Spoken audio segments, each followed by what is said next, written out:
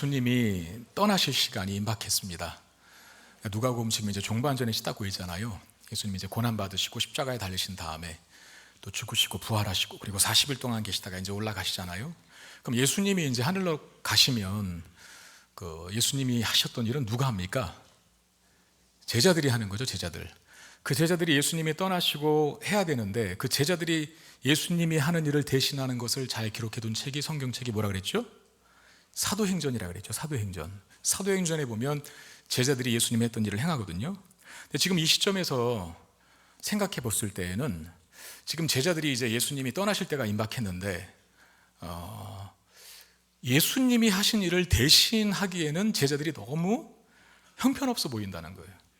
그러니까 제자들이 해야 될, 예수님을 대신해서 해야 될 일이 간단치 않다는 건데 왜 그러냐면 우선 사탄의 공격이 제자들에게 있기 때문에 그렇습니다. 31절에 보니까 시몬아 시몬아 보라 사탄이 너희를 밀가부로도 타려고 요구하였으나 라고 말합니다. 자, 사탄이 베드로를 가지고 무엇을 하겠다는 겁니까? 여러분 사탄이 요구하였다라고 하는 말이 있거든요. 욥기를 보신 분은 아시겠지만 사탄이 하나님 앞에 와서 욥이 잘 믿는 건 하나님이 욥을 잘해 주시니까 잘 믿는 겁니다. 한번 저 수요일 한번 다 걷어가 보셔요. 쪽박차게 만들어 보세요. 그래도 하나님 잘 믿나? 그러면서 사단이 자기에게 욥을 좀 괴롭힐 것을 허락해 달라고 하거든요. 하나님 그거 허락해 주시잖아요. 그러니까 사탄이 밀가부로 타려고 베드로를 요구했다라고 하는 말은 이런 거예요. 저거 한번 나한테 줘보세요. 내가 키질을 한번 해버리면 키질이 뭐예요? 옆으로 좌우로 흔들고 위아래로 흔들어서 껍데기하고 알맹이를 구분하는 것 아닙니까? 그 내가 한번 흔들어버리면 쟤 다 뻥이에요. 그 믿음 다 가짜예요. 아마 눈꽃만큼도 믿지 않을걸요, 하나님? 한번 나한테 줘보세요. 그런 요구를 하는 거거든요. 그러니까 베드로가 얼마나 형편없는 자인지, 믿음이 있는 척하지만 정말 믿음이 눈꽃만큼도 없는 자인지를 고발하겠다, 그런 뜻입니다. 이게 이제 제자들이 예수님이 대신해야 될 일을 감당하기 어려운 첫 번째 난코스 문제예요. 사탄이 공격하기 때문에 위아래로 좌우로 흔들어대거든요, 인생을. 그리고 또 하나의 어려움이 있어요. 이게 뭡니까? 예수님과 제자들에게 이제껏 호의적으로 대했던 대중들, 세상 사람들이 이제는 예수님과 제자들을 적대적으로 대할 겁니다. 이게 또 어려움이에요. 자, 35절 36절 그들에게 이르시되 내가 너희를 전대와 배낭과 신발도 없이 보내었을 때에 부족한 것이 있더냐? 이르되 없었나이다. 이르시되 이제는 전대 있는 자는 가질 것이고 배낭도 그리하고 검 없는 자는 겉옷을 팔아 살지어다라고 말합니다. 자, 이 부분에서 이 말씀을 이해하려면 우리가 이전에 봤던 내용을 조금 다시 숙지하고 상기하는 게 필요한데 누가복음 9장에 보면 예수님께서 12제자를 세상에 보내시거든요. 그러면서 아무것도 가지고 가지 말라 그래요. 전도 여행을 보내시는데 여행을 가면 일단 배낭 매야 되잖아요. 전대, 돈주머니 차야 되잖아요. 그리고 여벌, 신벌, 여벌옷을 가지고 가야 되는 거거든요. 근데 아무것도 가지고 가지 말랍니다. 그리고 누가복음 10장에 보면 70명의 전도대를 세상에 또 보내시면서 동일한 조건을 요구하세요. 아무것도 가지고 가지 마. 전대 차지 마. 배낭 가지고 가지 마. 신발, 여벌옷 가지고 가지 마. 라고 말씀하십니다. 그렇게 하시는 이유는 무엇 때문일까? 동네에 들어가면 동네 사람들이 제자들 너희들을 다 영접해 줄 거야. 환영해 줄 거야. 그리고 너희들이 필요한 모든 것들 다 채워줄 테니까 걱정하지 말고 빈손으로 가. 이렇게 하신 거거든요. 왜냐하면 그때까지만 해도 예수님의 행적을 보고 많은 대중들이 지지를 보냈어요. 왜? 예수님이 기적을 행하니까. 놀라운 천국 복음을 가르쳐 주니까 좋아라 하고 예수님을 따랐죠. 환호했죠. 당연히 예수님의 제자들도 잘 대해줄 것 아닙니까? 예수님을 지지하고 환호했는데. 그러니까 예수님의 제자들이 예수님이 행하셨던 치유를 행하고 예수님이 선포하셨던 복음을 선포하니까 너무 좋은 거죠. 베드로님 우리 집에 와서 유숙하세요. 요한님 여기 와서 식사하세요. 뭐 부족한 거 있습니까? 내가 다 채워줄게요. 그리고 여기저기서 동네 사람들이 전도 여행을 떠난 제자들의 모든 필요들을 채워줬다는 거예요. 아주 호의적으로 반응했다는 거죠. 그런데 오늘 본문의 시점에서는 드디어 이제는 전대도 가지고 가래요. 배낭도 가지고 가래요. 검도 준비하라고 합니다. 검 없으면 뭐라고 합니까? 겉옷을 팔아서까지도 살아요. 여러분 이게 도대체 무슨 말인가 하는 겁니다. 자, 예수님은 이제 가룟 유다에서 종교 지도자들의 손에 넘어갈 거거든요. 가룟 유다가 팔잖아요, 예수님을. 종교 지도자들의 손에 넘어가요. 그럼 종교 지도자들이 예수님을 어떻게 하죠? 로마의 법정에 세우죠. 총독 앞에 세웁니다. 재판을 받으라고. 그런 다음에 본격적으로 예수님이 당하실 고난이 시작되는 것이고, 그리고 결국 십자가에 달려 죽으시잖아요. 자, 요 시점부터 예수님을 향한 대중들의 분위기는 급반전됩니다. 이제까지는 예수님과 예수님을 믿는 제자들을 열렬히 환호했지만 이제 예수님의 고난이 본격화될 그 시점부터는 그렇게 열렬히 환호했던 대중들이 예수님과 제자들에 대한 격렬한 증오심을 갖게 돼요. 돌변합니다. 세상 사람들이. 전에는 사람들이 예수님에게 호의적이어서 가는 곳마다 제자들 영접하고 대접해 주었다. 그래서 따로 여행에 필요한 것들을 준비하지 않아도 됐는데 앞으로는 안 그렇다는 거죠. 제자들을 향해 세상은 아주 냉정하게 심지어 적대적으로 반응하게 될 것이다 라고 하는 말이 이제 배낭 챙겨, 전대 가져가, 칼 준비해, 이 말의 의미입니다. 저는 이제 성문교회 교인들이 아무래도 김포시 풍무동에 많이 살고 계시지 않습니까? 제가 성문교회 목사다 보니까 김포시 풍무동에 있는 저기 인천 검단까지는 가능한 것 같아요. 그 안에 있는, 그 반경 안에 있는 식당이나 이런 데 가면 저를 알아보는 분들이 많이 계셔요. 그래서 반찬도 한 가지 더 내주시고요, 뭔가 이렇게 서비스를 더 해주시거든요. 그리고 잘생기지도 않았는데 자꾸 잘생겼다 그러세요. 그리고 심지어 사진도 막 같이 찍자고 합니다. 목사님 한번 서보세요 이러고. 제가 스타도 아니고 잘난 사람이 아닌데 그래도 여기서는 목사니까, 김포 성문교회 담임 목사니까 저를 아는 분들은 잘 대해주세요. 어디를 가든 환대해주세요. 근데 만약에 이렇게 생각해 보세요. 제가 북한이나 중국으로 갔다, 목사의 신분으로, 저는 어떻게 될까요? 중국이나 북한에서 목사 좋아합니까? 목숨 부지하기도 어렵죠. 환대는커녕 적대적으로 반응할 겁니다. 자, 예수님께서 이전에는 너희들 잘해줬지, 세상 사람들이. 이전에는 사람들이 너희들이 복음 전도하고 치유 사역 행하면 우리 집에 와서 머무세요 라고 얘기했지만 이제는 봄날은 갔다. 이제 매서운 칼바람이 부는 겨울이 다가와. 그러니까 세상 사람들이 너희들에 대해서 이제는 나를 그렇게 대하듯이, 나를 박해하듯이 너희들도 똑같이 대할 거야. 그러니까 전대, 배낭, 칼 준비하라는 것은 이전에는 그거 다 챙겨줬는데 이제는 그거 챙겨줄 세상이 아니라는 거죠. 너희들에게 호의적으로 반응할 세상이 아니고 오히려 반대로 적대적으로 반응하니 준비해라 라고 하는 말을 상징적으로 하신 거예요. 자, 보십시오.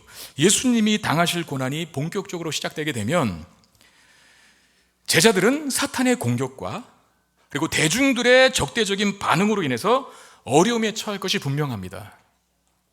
사탄은 베드로 나한테 주세요. 베드로뿐만 아니라 제자들, 내가 한번 좌우로 위아래로 흔들어버리게, 그래도 믿음 지키고 있을 수 있나, 이렇게 시험해 보겠다고 하고, 이전에는 잘해줬던 세상 사람들이 이제는 제자들을 죽이려고 안달합니다.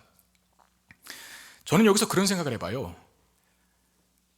고난이 아무리 크게 찾아오고 파도와 같은 핍박이 몰려와도 그걸 당해야 될 제자들의 믿음이 강력했다면 문제가 되는 건 아니지 않습니까?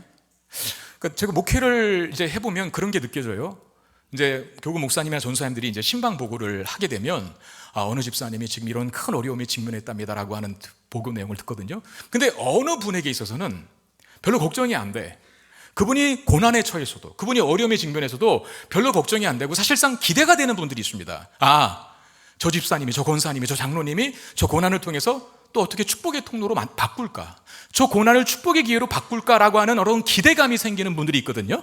어려움에 직면했다는 소식을 들어도. 그런데 어느 집사님이 어려움에 처했습니다라고 하는 소식을 들을 때 진짜 걱정이 되는 분들이 솔직히 있어요. 저러다가 교회 안 다니는 건 아닐까? 저러다가 세상으로 나가버리는 건 아닐까? 이런 분들이 계세요. 그 차이는 뭡니까? 똑같은 고난의 파도를 맞거든요.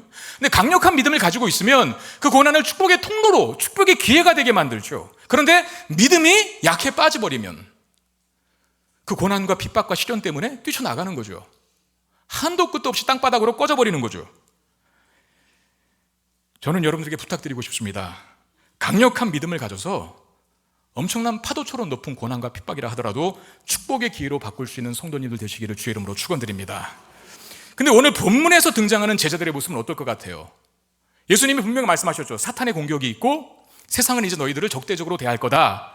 고난의 파도가 몰려올 거라고 얘기했는데 제자들을 보면, 오늘 본문에 등장하는 제자들을 보면 듬직합니까? 걱정이 됩니까? 기대가 됩니까? 이들이 고난을 축복의 기회로 바꿀 것 같아요? 아니면 고난 때문에 땅바닥으로 꺼져버릴 것 같아요. 걱정이 되죠. 왜 그렇습니까? 연약하기 그지없는 모습을 오늘 본문이 보여주고 있기 때문에, 제자들의 모습을. 저는 솔직히 말해서 여기 본문에 등장하는, 이 시점에 등장하는 제자들은 베드로를 포함해서 좀 모자란 사람처럼 보입니다. 왜? 계속 말귀를 못 알아듣거든요, 주님의 말씀을. 자, 어떻게 이 사람들이 반응하는지 보세요. 예수님께서 분명히 말씀하셨어요. 내가 가면 너희들이 내가 하는 일을 해야 되는데, 내가 하는 일 너희들이 하는 거 쉽지 않다. 왜냐하면 첫 번째, 사탄의 공격이 있다 이랬잖아요. 그러면 사탄의 공격이 있다는 것을 말씀하신 예수님에게 베드로가 뭐라고 얘기하는지.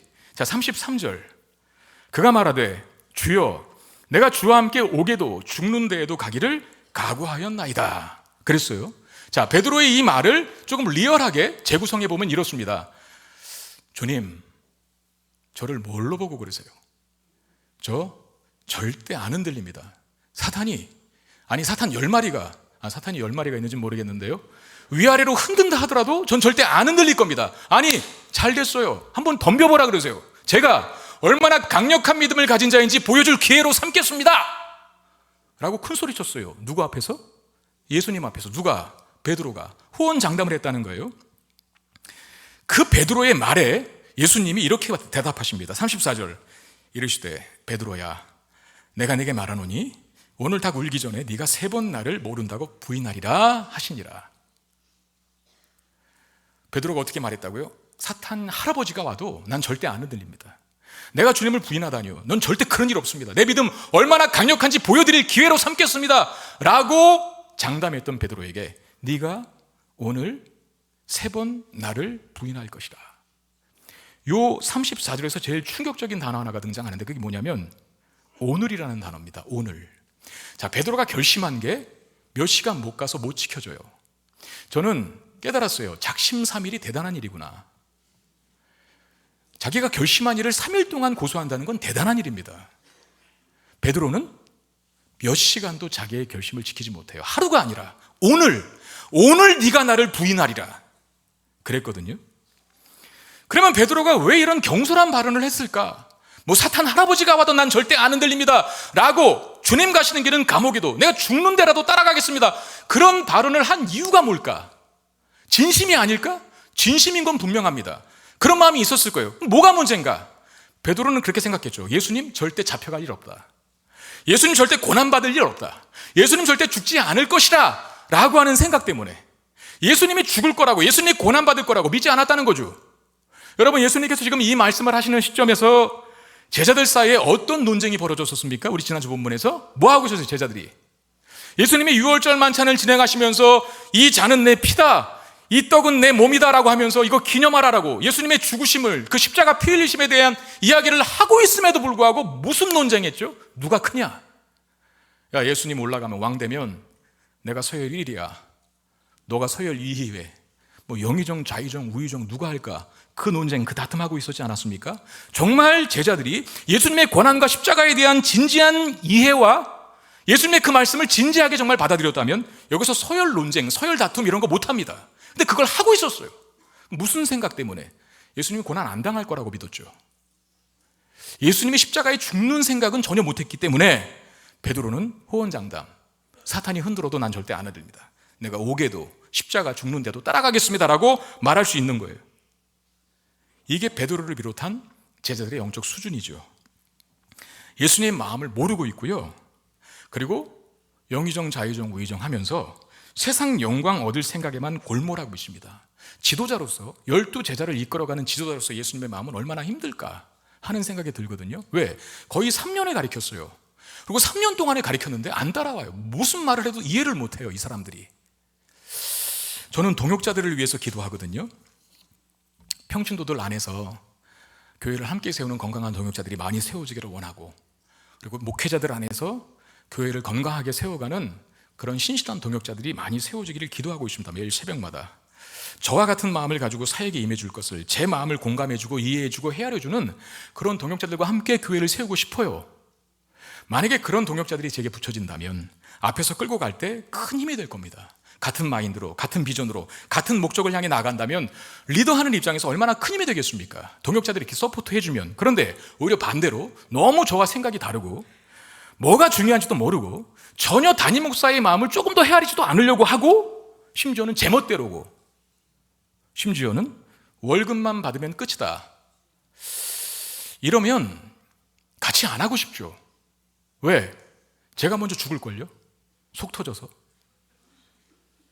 지금 예수님의 입장이 그 입장 아닐까요? 3년 동안이나 가르쳤는데 뭘 말해도 못 알아듣고 앉아있어요. 베드로가 호언장담한 이유가 뭐였다고요? 예수님 안 죽을 거다, 예수님 고난 안 당할 거다라고 하는 생각이 있으니까 그렇게 말하는 거거든요. 여러분들에게 부탁드리겠습니다. 리더의 마음을 잘 헤아려 주기를 부탁드립니다. 리더의 구역에서 구역장님이 리더잖아요.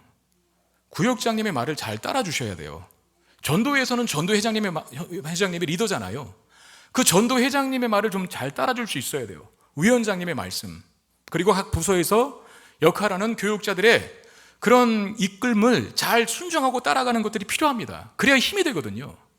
가정에서는 가장이 영적 지도자 아닙니까? 남편을 좀 아내들이 존중해 주십시오. 남편이 한마디 하면 10마디 하려고 하지 말고 그 말에 순종해서 한번 따라가 보시라는 거죠. 직장 생활도 마찬가지예요. 나보다 상사라면 존중해 주세요. 그 사람이 나보다 실력이 없다 하더라도 하나님이 세우신 질서와 원칙을 기억한다면 그 사람 존중해 주고 힘이 되어 주려고 노력할 거예요. 그게 아름다운 직장 생활인 거고 부하가 당연히 해야 될 역할이겠죠. 그 사람들이 물론 배를 산으로 끌고 가는 데까지 따라가라 그 말은 아닙니다. 죄를 짓는 데까지 따라가는 말은 아닙니다. 리더라고 하는 사람에게 권위를 줬다면 배를 산으로 끌고 가지 않는 이상, 죄의 자리로 끌고 가지 않는 이상 협력해주고 따라가는 게 필요합니다. 나아가서 우리의 궁극적 영적 리더인 주님의 말씀에 순종하는 저와 여러분 되시기를 바랍니다. 주님의 마음을 잘 헤아려서 그 말씀에 순종하는 삶을 살 때 우리의 영적 리더이신 예수님께서 얼마나 기뻐하시겠습니까? 그런데 이 제자들은 주님을 못 맞춰주고 있어요. 왜 예수님께서 베드로를 지목하여 사탄의 공격이 있을 것이라고 말씀하셨습니까? 베드로가 그래도 수제자이기 때문에 그렇습니다. 베드로가 이 정도면 나머지는 다 볼장 다 봤다는 거죠. 그 나물의 그 밥이라는 거예요. 그러니까 베드로 한 사람에게 한 이야기지만 모든 제자들이 이와 같다라고 말씀하시는 것이죠. 다 제자들이 답답하고 무지합니다. 사탄의 공격이 있다고 얘기했는데 호언장담을 했어요. 왜? 예수님 십자가에 죽지 않을 것 같으니까. 이런 답답함, 무지함을 제자들이 가지고 있다는 거죠. 자, 또 하나를 살펴볼까요? 아까 제자들이 예수님의 역할을 대신하기 힘든 두 번째 요소는 무엇 때문이라고 그랬어요? 세상의 적대적인 반응. 대중들이 이제는 예수님을 호의적으로 반응하지 않고 적대적으로 반응할 것이라고 말씀하셨는데, 자, 이 말씀에는 어떻게 제자들이 반응하는지. 전에는 전도여행 갈 때 배낭도, 전대도, 신발도, 옷도 이런 거 준비하지 않아도 많은 사람들이 영접하여 잘 섬겨주겠다고 말씀하셨습니다. 정말 그랬죠. 사람들이 호의적으로 제자들에게 대해줬어요. 이제는 전대나 신발이나 옷이나 배낭 이것들을 준비하래요. 그러니까 예수님이 당하실 고난이 본격적으로 시작될 때 사람들이 돌변해서 적대적으로 반응하게 될 것이라는 사실을 전대 가지고 가, 배낭 가지고 가, 칼 가지고 가, 상징적으로 그렇게 말씀하시는 거예요. 상징적으로. 그러니까 전대 가지고 가고 배낭 가지고 가고 겉옷을 팔아서 칼을 준비하는 게 중요한 게 아니라 그 말의 의미는 뭐라고요? 이전에는 전대와 배낭과 돈을 가지고 가지 않아도 대중들이 환호하면서 제자들의 필요를 채워줬지만 이제 전대와 배낭과 칼을 가지고 가야 하는 이유는 세상이 적대적으로 반응한다 라는 걸 가르쳐주기 위하여 그런 메시지를 상징적으로 던진 거예요. 그런데 이 무지한 제자들이 상징적으로 하신 예수님 말씀을 문자적으로 받아들고 뭐라고 대답하는가? 38절 그들이 여짜오되 주여 보소서 여기 검이 둘이 있나이다 그랬어요. 예수님은 상징적으로 말씀하신 것인데 무지한 제자들이 문자적으로 이해하고 여기 칼 두 자루 있습니다 라고 말하는 거거든요. 자랑하듯이. 그럴 줄 알고 미리 잘 준비해뒀어요. 이렇게 말한 거예요. 여러분 이걸 제가 조금 새롭게 여러분들이 이해하기 쉽도록 예를 하나 들어볼게요. 남편이 너무 돈을 못 벌어와서 아내가 남편 앞에서 우리 집은 어떻게 맨날 10원 한 장이 없냐, 우리 집은 왜 10원 한 장이 없냐 라고 하면서 남편 앞에서 막 큰 소리로 호통을 쳤어요. 투정을 합니다. 그때 듣고 있던 5살 난 아들이 이렇게 말하는 겁니다. 엄마, 저에게 20원이 있어요. 이렇게. 우리 집에는 왜 10원 한 장이 없냐라고 말했던 그 엄마의 투정을 듣고 옆에 있던 5살 아들이 엄마 여기 20원 있어요 라고 자랑하듯 말했거든요. 그때 엄마가 오 그래 몰랐구나. 우리 많이 가졌네 할까요? 아니면 시끄러 이렇게 말할까요? 시끄러 하면서 3글자 밑에 그 나머지 하는 말, 그건 여러분들이 맞춰 한번 써보세요. 열받아서 꿀밤 한 대를 때리면서 말귀를 못 알아듣는 그 아들을 답답해했을 겁니다. 자, 전대 준비해라, 배낭 준비해라, 칼 준비해라. 이걸 상징적으로 하신 말씀인데 문자적으로 알아들은 제자들이 칼 2자루 여기 있습니다. 자, 그럼 칼 2자루는 그들에게 왜 있었을까? 첫 번째는 누구의 칼일까요? 그 칼이 저는 베드로 칼이라고 생각해요. 하나는 왜? 이후에 보면 이제 베드로가 칼로 대제사장의 종 말구의 귀를 자르거든요. 예수님 잡혀갈 때. 그리고 또 하나의 칼은 누구에게 있었을까요? 가룟 유다의 건. 왜? 가룟 유다는 열심당원 출신으로서 열심당원은 당시에 폭력도 독립을 위해서는 폭력도 정당화된다라고 하는 사람들이라 늘 품에 칼을 차고 다녔거든요. 그 칼 2자루를 말할 겁니다. 만약에 예수님이 그 칼이 준비되었다는 것에 기뻐했다면 베드로가 예수님이 잡혀갈 때 대제사장의 종 말고의 귀를 칼로 쳤을 때 박수 쳤을 거예요. 근데 예수님은 분명히 우리가 나중에 보겠지만 그 칼 빨리 안 집어넣어? 이렇게 말하시거든요. 칼을 쓰는 자는, 칼을 가지는 자는 칼로 망하게 돼! 라고 하면서 호통을 치십니다. 오히려. 그럼 오늘 본문에 칼 2자루 여기 있습니다 라고 말할 때 그 끝에 보세요. 예수님 뭐라고 합니까? 한마디, 족하다 라는 말이 있거든요. 그 족하다는 말의 뜻은 뭡니까? 정확히 이런 겁니다. 말귀를 전혀 알아듣지 못하는 제자들에게 족하다 이 말은 야 됐다 그만하자 이 말입니다. 여러분 그 성경에 밑에다가 써놓으세요. 뭐라고요? 됐다 그만하자 이 말이에요. 너무 답답하니까 못 알아들으니까 계속. 정확하게 그 번역입니다. 칼 2자루 준비됐습니다. 그래 충분하다 그런 말이 아닙니다. 칼로 싸우자면 예수님 칼로 싸우십니까? 아니잖아요. 말귀를 못 알아듣는 제자들이 너무나 답답해서 야 그만하자 됐다.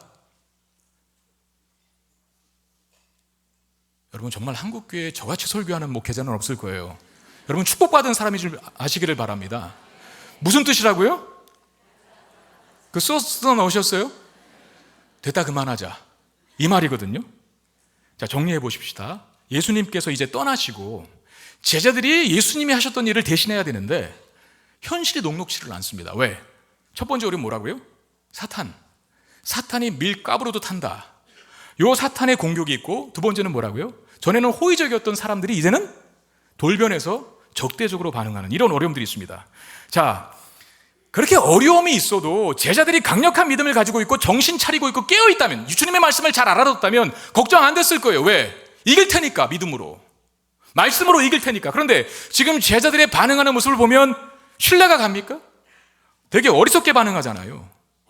그러니까 현실의 벽은 굉장히 높은데 사탄의 공격이 있고 사람들의 적대적인 반응이 있는데 그에 비해 제자들은 너무나 어리석어 보입니다. 아주 모자라 보이기까지 합니다. 그러면 결과는 불을 보듯 뻔하죠. 예수님이 시작하신 하나님 나라 운동의 명맥이 끊어지는 겁니다. 왜? 제자들이 정신 못 차리고 있으니까. 이런 어리석은 제자들이 감당하기에는 현실의 문제가 너무 크기 때문에 예수님 떠나시면 하나님 나라는 거기서 끝나겠구나 하는 불안감이 찾아듭니다. 오늘 본문에서 이 구도가 너무나 선명하게 드러나는 거예요. 이상과 현실의 갭, 이 차이. 이상은 뭡니까? 제자들이 예수님 떠나면 예수님이 하신 일을 해야 한다는 그게 이상이라고 한다면 현실은 뭡니까? 사탄의 공격이 있고 세상의 적대적인 반응이 있는데 그에 비해서 너무나 약해 빠진, 어리석어 빠진 제자들의 모습. 이 갭이 너무 큰 겁니다. 그러면 희망은 없을까요? 예수님 떠나시면 이제 모든 것이 다 도루묵 되겠구나 이렇게 하고 끝나는 게 오늘 본문입니까? 자, 오늘 본문에서 어둠 속에 비추는 한 줄기 빛처럼 보이는 구절이 있습니다. 32절 말씀인데 중요한 말씀이고 같이 읽어보겠습니다. 시작. 그러나 내가 너를 위하여 내 믿음이 떨어지지 않기를 기도하였노니 너는 돌이킨 후에 내 형제를 굳게 하라. 베드로에게 하신 말씀이에요. 자, 베드로는 사실 심각하게 타락하잖아요. 예수님 3번 부인한 게 심각한 타락이 아니고 뭐가 타락입니까? 한 번도 아니고 심지어 예수님을 저주하고 부인하기까지 하거든요. 이 베드로가. 그것처럼 타락한 게 어디 있어요? 저 같으면 예수 못 믿습니다. 다음부터 교회 못 나옵니다. 이런 죄를 짓고 어떻게 교회 나와요? 이런 죄를 짓고 어떻게 제자된 직함을 계속 달고 있습니까? 이쯤 되면은 제자 직함 떼야 되는 거예요. 이쯤 되면 예수님 안 믿는 게 맞는 겁니다. 왜? 너무 수치스러워서, 너무 자괴감에 빠져서, 너무 죄책감에 시달려서, 너무 큰 실수를 범해서 예수님을 3번이나 부인했는데 어떻게 교회를 다니냐고요? 어떻게 예수님 제자라고 또 떳떳이 활동할 수 있겠냐고요? 그런데 놀라운 건 베드로는 그 인생이 비극적으로 끝나지 않아요? 훗날 베드로는 이런 모습으로 변화되거든요. 자, 성경 구절 3구절입니다. 보겠습니다. 사도행전 3장 6절 7절. 베드로가 이르되 은과 금은 내게 없거니와 내게 있는 이것을 내게 주노니 나사렛 예수 그리스도의 이름으로 일어나 걸으라 하고 오른손을 잡아 일으키니 발과 발목이 곧 힘을 얻고 라고 되어 있습니다. 베드로가 뭐 합니까? 훗날 예수님 떠나가시고 하는 일이 뭐냐면 예수님이 하셨던 일을 정말 합니다. 40년 동안 한 번도 일어나 보지 못하고 평생을 성전 미문 앞에서 구걸로 먹고 살았던 인생을 일으켜 세워요. 병자를 치유합니다. 두 번째, 사도행전 4장 18절 20절. 그들을 불러 경고하여 도무지 예수의 이름으로 말하지도 말고 가르치지도 말라 하니 베드로와 요한이 대답하여 이르되 하나님 앞에서 너희 말을 듣는 것이 하나님 말씀을 듣는 것보다 옳은가 판단하라. 우리는 보고 들은 것을 말하지 아니할 수 없다. 처음에는 쫄아갖고 3번이나 예수님 부인하던 베드로가 이제는 안 좁니다. 세상의 권력자들이 위협하고 협박해도 야, 내가 니들을 더 두려워할 것 같니? 하나님도 두려워할 것 같니? 난 하나님 두려워하는 사람이야. 너희들 말 듣는 것보다 하나님 말씀을 듣는 게 나의 본분이야. 이렇게 멋있게 얘기하는 거예요. 이렇게 바뀌어요, 사람이. 3번째, 사도행전 9장 40절. 베드로가 사람을 다 내보내고 무릎을 꿇고 기도하고 돌이켜 뭘 향하여? 시체를 향하여 이르되 다비다에 일어나라 하니 그가 눈을 떠 베드로를 보고 일어나 앉은지라. 시체가 일어나 눈을 떠서 앉았대요, 그 앞에. 그럼 시체가 어떻게 된 거예요? 살아난 거죠. 그거 누가 했다고요? 베드로가. 죽은 자를 살리는 일까지 해요, 베드로가. 베드로는 정말 위대한 사도가 되어서 형제를 굳게 하는 자로 변화되었습니다. 자신이 쓰러지지 않았을 뿐만 아니라 쓰러져 있는 누군가를 다시 세우는 이런 사람으로 변화됩니다. 베드로의 과거 전적을 보세요. 다퉜던 자입니다. 누가 크냐고. 세상 영광 얻을 기대로 예수님을 따랐던 자입니다. 영적으로 무지했던 자였습니다. 심지어는 예수님을 3번이나 부인합니다. 그것도 그날 내가 절대 주님 떠나지 않을 겁니다. 주님이 감옥에 가는데 따라갈 거고 주님이 죽는 데 가신다면 나도 갈 것입니다 라고 말했는데 몇 시간도 안 돼서 그 결심을 번복하고 예수님을 3번이나 부인했던 베드로였습니다. 그런데 이렇게 놀랍게 변화돼요. 병든 자를 일으키고 세상의 위협 앞에 굴하지 않고 담대하게 살아가고 시체를 명하여 산 사람으로 살리는. 뭐가 이 사람을 이렇게 바꿨을까요? 뭐가? 오늘 본문에 한 줄기 찬란하게 빛나는 구절이 하나 있었다 그랬죠.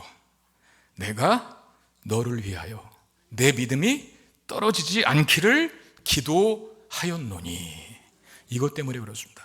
다시 말하면 하나님의 은혜가 예수님을 3번 부인했던 베드로를 위대한 사도로 바꾼 겁니다. 이상과 현실의 어마어마한 갭, 이 차이를 뭐가 메꿨냐면 베드로가 노력한 게 메꾼 게 아니라 베드로가 회개한 게 메꾼 게 아니라 하나님의 은혜가 메꿔준 거예요. 요새 MZ세대 하잖아요. MZ세대가 많이 회자되고 있는데 여러분 정확하게 MZ세대가 어떤 세대인 줄 아세요? 1981년부터 1995년 사이 출생한 밀레니얼 세대가 있답니다. 밀레니얼 세대. 근데 1981년이면 사실 저보다 6살 아래거든요. 젊은 사람이 아닌 것 같아요, 제가 볼 때. 어린 사람이 아닙니다. 1981년부터 1995년 사이에 출생한 밀레니얼 세대와 그리고 1996년부터 2010년 사이 출생한 Z세대, 요걸 합해서 MZ 이렇게 말하는 거거든요. 그러니까 아무리 요새 이제 우리가 MZ세대 할 때는 그 밀레니얼 세대보다는 그 Z세대, 1996년부터 2010년도에 출생한 그 좀 어린 그 젊은이들이 하는 그 행동들에 대해서 그런 말을 하는 것 같은데, 자, 어떻게 구분하는지 그 MZ세대를 어떻게 구분해? 복잡하죠? 제가 간단하게 정리해 드리겠습니다. 생활용수로 펌프를 썼느냐 안 써봤느냐, 이걸로 여러분 따지면 될 것 같습니다. 생활용수가 뭐예요? 식수하고 밥하고 설거지하고 빨래하는 그 모든 것들을 펌프질로 해서 물을 써본 사람 한번 손 들어보세요. 마음속으로 하세요. 저 해봤거든요. 저는 MZ세대가 아니면 해봤으니까. 저희 집 마당에 펌프가 있었어요. 놀다가도 누나가 재호야 펌프질해라고 부르면 들어갔어야 돼요. 왜? 혼자서 설거지를 못하는 거예요. 펌프질 누가 퍼줘야 돼요. 물을.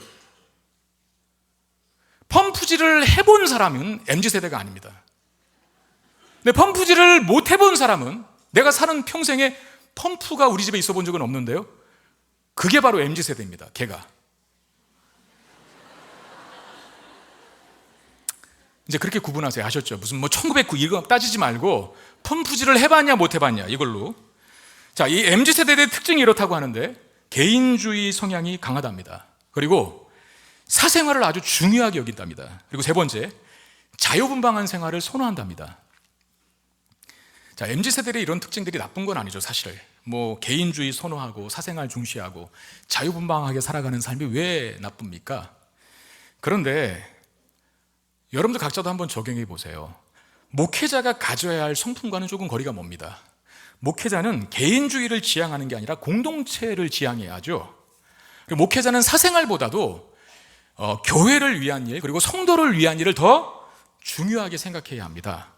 그리고 목회자는 자유분방한 삶이 아니라 하나님 말씀이라고 하는 절대적인 규범 안에서 살아야 한다는 거죠.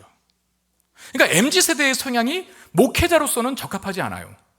최근에 어느 교회에서 일어났던 일인데, 권사님 한 분이 그 교회 전도사님에게 우리 권사에 예배를 드리는지 어쩐지 모르겠는데, 이 권사에 예배를 드리는데 찬양인도 할 사람이 없다는 거예요. 제 찬양인도 좀 해달라고 부탁을 했더니 그 MZ세대 전도사님이 이랬답니다.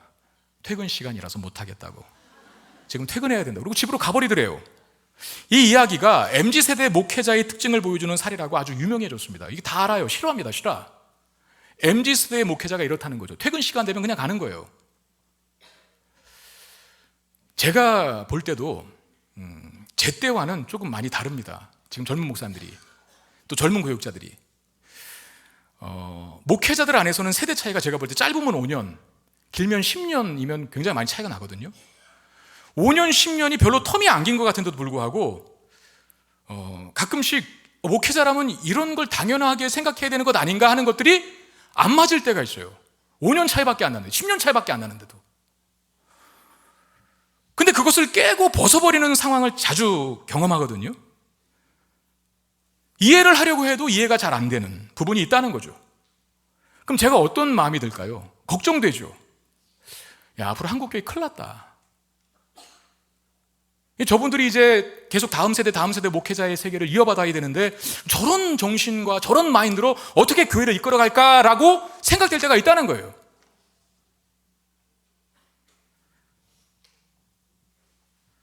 앞으로 기독교 신앙을 갖게 되는 환경은 점점 더 어려워질 것이 분명합니다. 예를 들어 볼까요? 여러분, 성경에 성별이 몇 개입니까? 성별. 성경에서 성별이 몇 개라고 가르쳐줬어요? 2개죠? 뭐와 뭐?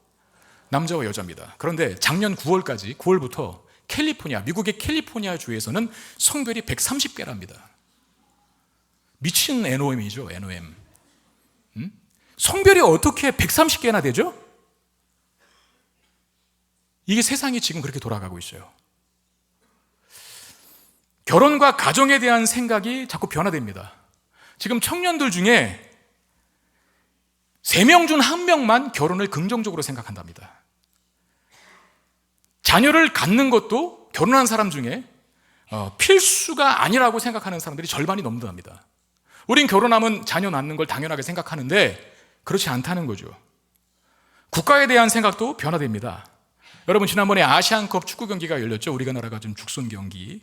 그 아시안컵 열리기 전에 우승 후보였던 일본이라고 하는 나라, 그 일본에 아주 젊은 선수가 하나 있어요. 유럽 리그에서 뛰고 있는, 어쩌면 일본의 차세대 유망주라고 할 수 있는 그 선수가 인터뷰를 하면서 이런 말을 했거든요.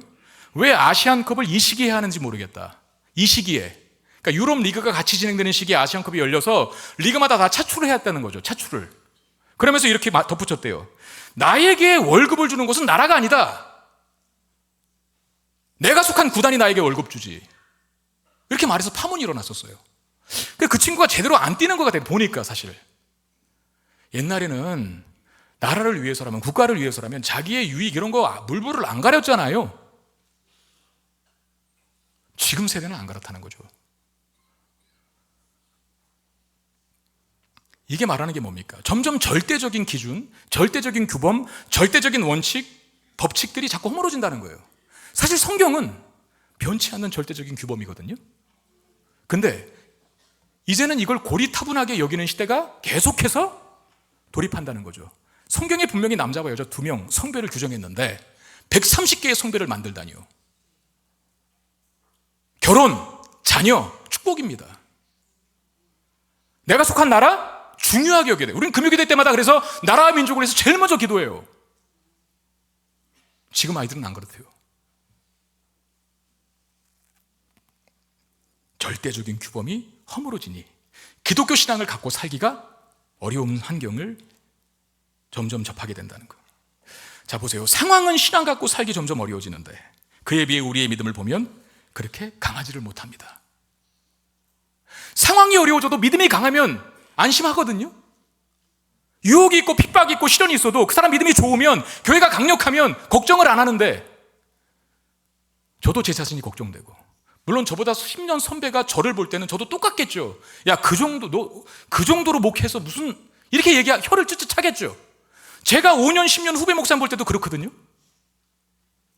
참 뛰어나다, 탁월하다, 저분은 정말 목회에 대성하겠다, 그런 분들 많지 않아요. 점점 안 좋아져요. 환경도 안 좋아지고, 환경이 안 좋아지면 우리가 강력한 믿음을 가지고 있으면 되는데 점점 소명감, 사명감 이런 것도 다 흐리멍텅해집니다. 여러분, 자녀들을 한번 보세요. 여러분들이 믿었던 때와 지금 자녀들의 믿음이 같습니까? 부모 믿음보다 자녀 믿음이 더 좋은 분 여기 있나요? 한둘일걸요? 극소수예요. 그런 분들 있기는 있겠죠. 그런데 대부분 다 자녀를 보면 걱정이 됩니다. 저도 마찬가지. 제 딸이, 제 아들이 저나 저희 집사람 같은 믿음을 갖기는 어려울 것 같아요. 자꾸 그런 생각이 들어요. 불안해요. 그래서 걱정이 됩니다. 하나님 말씀대로 사는 신실한 성도, 신실한 목회자가 되기에는 현실의 벽이 너무 높아 보이기 때문에 그렇습니다. 그러나 오늘 말씀에서 주님이 저에게 하시는 말씀은 이것입니다. 재호야, 은혜가 이상과 현실의 갭을 메우고도 남을 것이니 너무 걱정하지 말아라. 너무 비관적이 되지 말아라.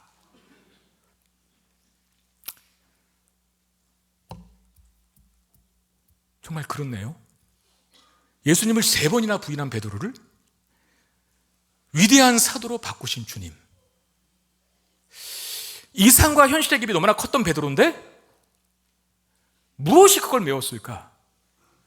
베드로에게 내가 너의 믿음이 떨어지지 않기를 기도했더니 너는 돌이켜 이제 형제를 굳게 하라. 여러분, 우리나라를 향한 전문가들의 진단 밝지 않습니다. 한국 교회를 향한 전문가의 진단도 밝지 않습니다. 우리 각자가 처한 현실 어렵습니다. 이 3가지, 우리나라를 향한 전문가들의 진단, 한국교회를 향한 전문가들의 진단, 우리 각자가 처한 현실에 이 3가지의 공통점이 있다면 문제는 너무 큰데 그 문제를 극복할 역량은 참 안 된다는 거. 이게 우리나라가 가진 문제, 한국교회가 가진 문제, 우리 각자가 처한 현실이 가진 문제의 공통점이에요. 우리가 경험하고 직면해야 될 문제는 너무나 큰데 그 문제를 해결할 역량은 너무나 작은, 미미한, 연약한 우리의 모습. 근데 걱정하지 말라는 거죠.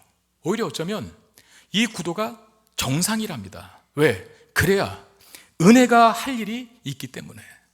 은혜가. 여러분, 우리가 실수한 대로, 우리가 범죄한 대로 만약에 존재했다면 여기에 나만 할 사람이 있겠습니까? 하나님이 계속 용서해 주시고 잊어버리시고 다시 붙잡아 주시고 감당할 힘을 주셨기 때문에 우리가 지금 여기 있는 것 아닙니까? 저도 마찬가지. 얼마나 많은 실수와 실패를 거듭했겠어요. 그런데 그때마다 주님이 나를 내팽겨치지 않으시고 믿어주시고 용서하시고 다시 새로운 지혜를 주시고 힘을 주셔서 여기까지 오게 된 거예요. 제 인생도 너무나 나약해 빠진 현실을 하나님의 은혜로 메꿔주셔서 여기까지 오게 만들었습니다. 앞으로도 여전히 우리를 그렇게 대하실 것입니다. 그러니 우리 너무 비관적이 되지 마십시다. 그리고 너무 염려하지도 마십시다. 제자들을 포기하지 않고 변화시키셨던 것처럼 주님께서 우리도 그렇게 만드실 것입니다. 지금은 너무나 연약한 우리를, 나라를, 가정을, 교회를, 우리의 자녀를 점차 존귀하게 세워가실 줄 믿습니다. 이 믿음 가지고 비관적인 마음, 낙심하는 마음 대신에 은혜를, 하나님의 은혜를, 이상과 현실의 갭을 메우는 그 하나님의 은혜를 구하며 살아가는 저와 여러분들이 되시기를 주님의 이름으로 축원드립니다. 우리 함께 찬양하고 같이 기도하는 시간 갖겠습니다.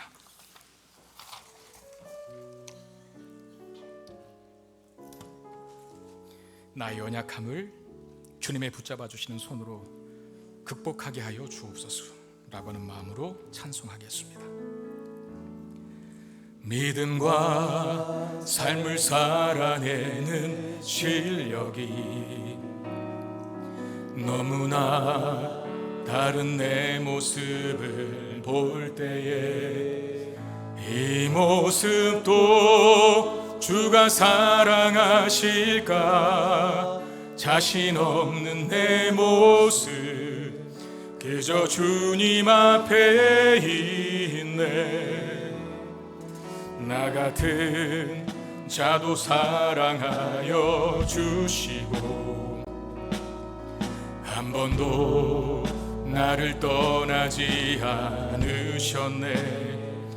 아픔 속에 주를 찾게 여긴 날 꾸짖지 않으시고 내 손 잡아주시네. 오직 주님 안에 두려움 없네. 고난을 통해 날 만드심을 믿네. 주님만이 내 모든 것 되시네. 주의 강한 손 날 붙드시네. 오직 주님 안에 소망이 있네. 내 삶을 통해 영광 받으실 주님, 주님만이 내 모든 것 되시네. 주의 선하심 나 같은 자도 사랑하여 주시고 나 같은 자도 사랑하여 주시고 한 번도 나를 떠나지 않으셨네. 아픔 속에 주를 찾기 여긴 날 아픔 속에 주를 찾게 꾸짖지 않으시고 내 손 잡아주시네. 내 손 잡아주시네. 오직 주님 안에 두려움 없네. 고난을 통해 날 만드심을 믿네. 주님만이 내 모든 것 되시네. 주의 강한 손 날 붙드시네. 오직 주님 안에 소망이 있네.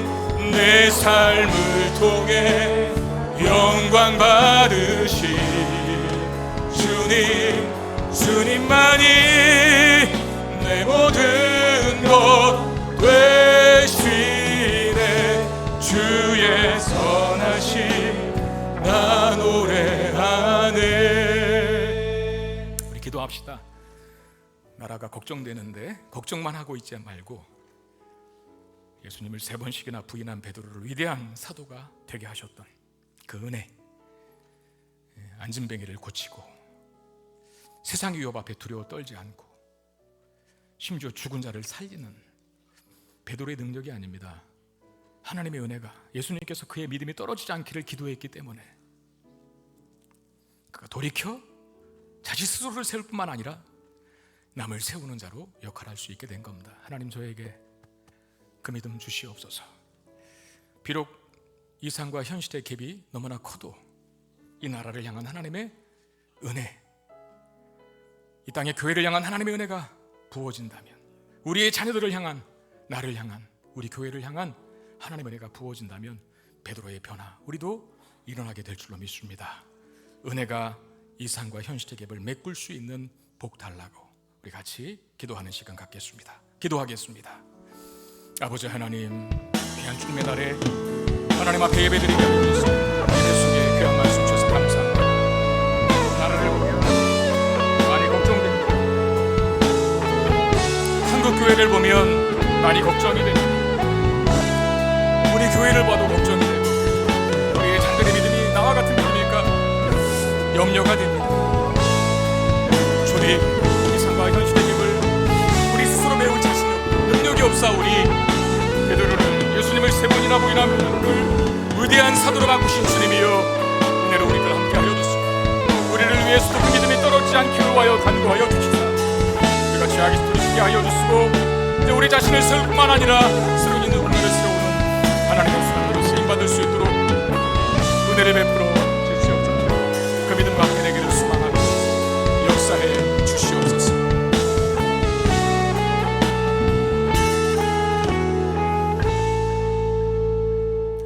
예수님을 3번이나 부인한 베드로를 병든 자를 일으키고 세상의 위협 앞에서도 담대하고 심지어 죽은 자를 살리는 위대한 사도로 바꾸신 것, 하나님의 은혜 때문임을 믿습니다. 베드로의 믿음이 떨어지지 않기를 위하여 끝까지 기도하신 예수님 때문에 그가 돌이켜 쓰러진 자를 세우는 자로 쓰임받게 되는 그런 놀라운 변화를 이룩한 줄로 믿사오니, 오 연약한 이 나라 민족, 연약한 한국 교회, 연약한 우리 가정, 우리의 자녀, 그리고 내 믿음 하나님 지켜 주시옵소서.